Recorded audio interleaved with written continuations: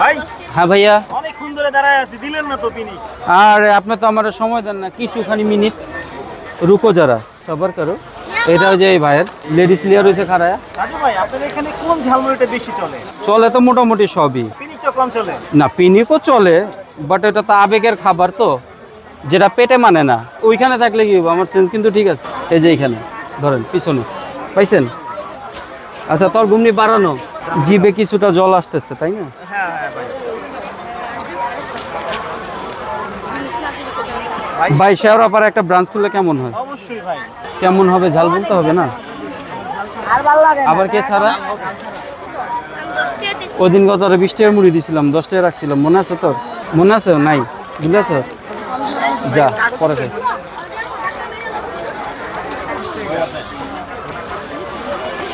কার কেমন জাল ভাই?